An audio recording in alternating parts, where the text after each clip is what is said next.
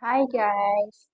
So, meron po ako ditong lagayan ng tissue. Ayan, binuksan ko na. Roll tissue. Ayan. Siya. May takip siya. So, dito yung tissue. So, ito po yung aming tissue. Bago pa to guys. So, ngayon ko lang nalaman na ganito. Buksan natin. Buksan natin.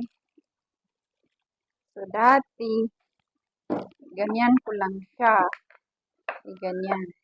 Tapos, open natin dito. Open ko. So, dati, ginaganyan ko lang siya. Halimbawa, ganyan na, open na. So, sabi ko, ganyan. Nalagay ko dito. Tapos, sabi ko, bakit hindi siya ang tawag yan?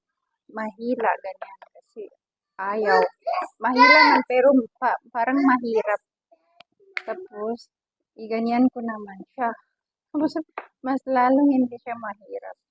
So, ngayon ko lang nalaman na ganito pala gagawin ng asawa ko. So, kukunin daw yung paper dyan sa ilalim.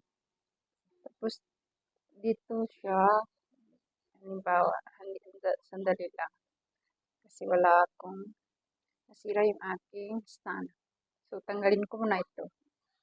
So, ayan guys, natanggal ko na. Ayan.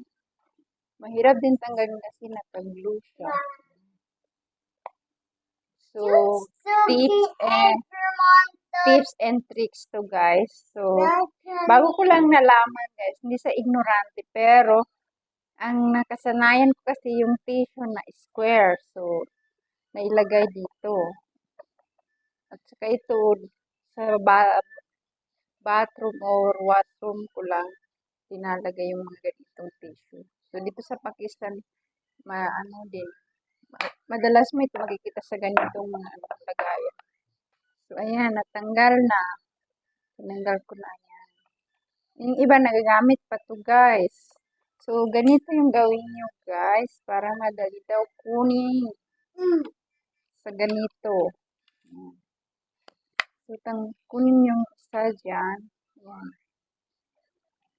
So, madali lang siya kunin. Dapat hindi ko siya binuksan dito. Kasi nakaglue yan, diba? So, ilagay nyo na yan dyan. Tapos, ayan, madali lang siya bunutin. So, yun. Bago ko lang nalaman, kasi sabi ko, bakit hindi mabunot. Tapos yun, pinakita niya, sabi sa akin. So, ayan pala yung